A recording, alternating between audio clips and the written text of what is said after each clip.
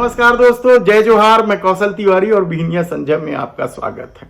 नेता प्रतिपक्ष राहुल गांधी ने क्या भारतीय जनता पार्टी के नाक में दम कर दिया, क्योंकि राहुल गांधी को लेकर भारतीय जनता पार्टी जो भी खेल खेलती है या विरोध प्रदर्शन करती है वह फेल होते जा रही है।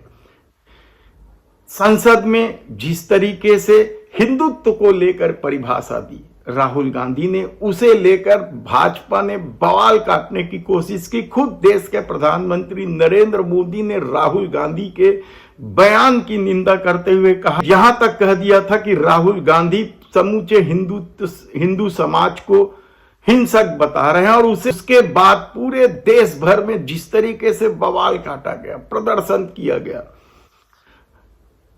हिंदू संगठनों के द्वारा धमकी तक दी गई, इसे लेकर इंटेलिजेंस एजेंसियों ने भी राहुल गांधी पर हमले की आशंका जाहिर करते हुए उनकी सुरक्षा बढ़ा दी है। तो दूसरे तरफ क्या शंकराचार्य के कहने के बाद भी भारतीय जनता पार्टी हिंदू संगठन राहुल गांधी को लेकर किए जा रहे प्रदर्शन थमेगा?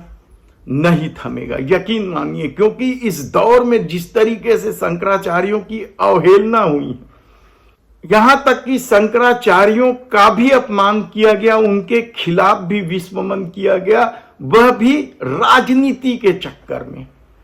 हिंदू वोटों के ध्रुवीकरण को लेकर भारतीय जनता पार्टी या आरएसएस कोई नया काम नहीं कर रही है, कोई नया खेल नहीं कर रही है। वह हमेशा ही इसी तरह का खेल करते रही है और राहुल गांधी के बयान को मुद्दा बनाने की कोशिश की गई, तोड़ मरोड़ कर वीडियो वायरल किया गया। इसे लेकर शंकराचार्य जी ने क्या कहा, पहले वह सुन लीजिए। देखिए, हमको जब कोई कहता है कि कौआ कान ले गया तो हम पहले कान पे हाथ लगाते हैं कि है कि नहीं।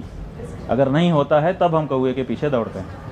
ये जो बात आप बता रहे हो कि राहुल गांधी ने ये कह दिया कि हिंदू धर्म के विरुद्ध बात कह दी, तो जब ये बात हमको बताई गई तो हमने राहुल गांधी का पूरा प्रवचन, जो भाषण उन्होंने संसद में दिया था, उसको निकाल करके देखा और हमने उसमें पाया कि वो तो ऐसा कह ही नहीं रहे हैं। वो तो कह रहे हैं कि हिंदू धर्म में हिंसा का स्थान ही नहीं है। तो जब वो साफ कह रहे हैं कि हिंदू धर्म में स्थान नहीं है, तो फिर उनके ऊपर ये आरोप लगाना कि उन्होंने हिंदू धर्म के विपरीत कोई बात कही है, उनके आधे वक्तव्य को, अंश को निकाल करके और उसको फैला करके, ये हम समझते हैं कि अपराध है, दुष्प्रचार है और ऐसा करने वाले को दंडित किया जाना चाहिए, चाहे वो पत्रकार और चैनल ही क्यों ना हो। गलत है। उस व्यक्ति ने जो बात कही ही नहीं है उसके लिए उसका विरोध करना और उसके लिए उसको दोषी बनाना सही नहीं है।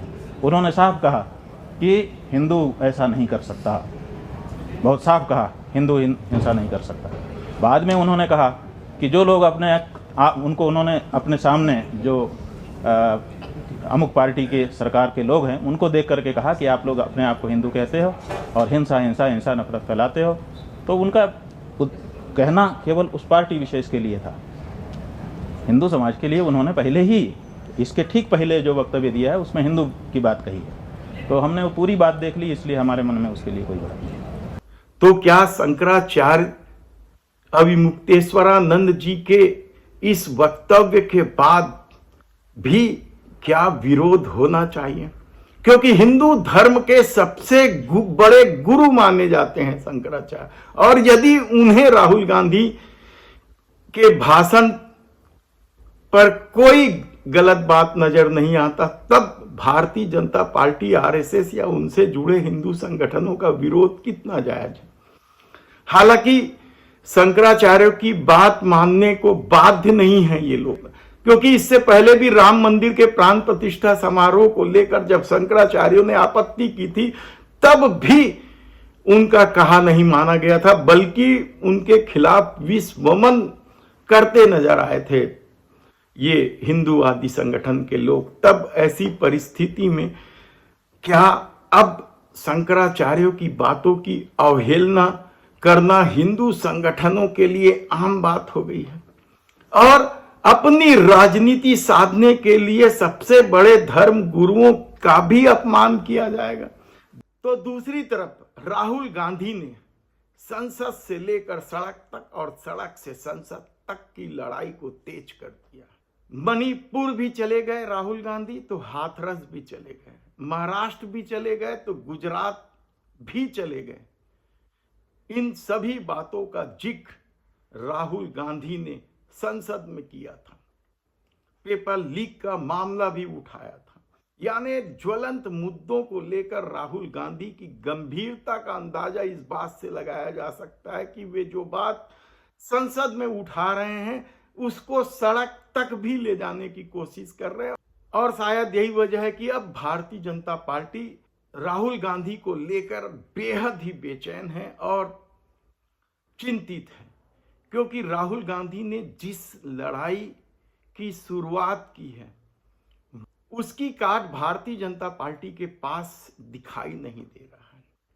नीट मामले में तो वह पूरी तरीके से घिरी ही है। मणिपुर मामले में भी अब सवाल बड़ा होता जा रहा है कि आखिर देश के प्रधानमंत्री नरेंद्र मोदी मणिपुर क्यों नहीं जा रहे हैं।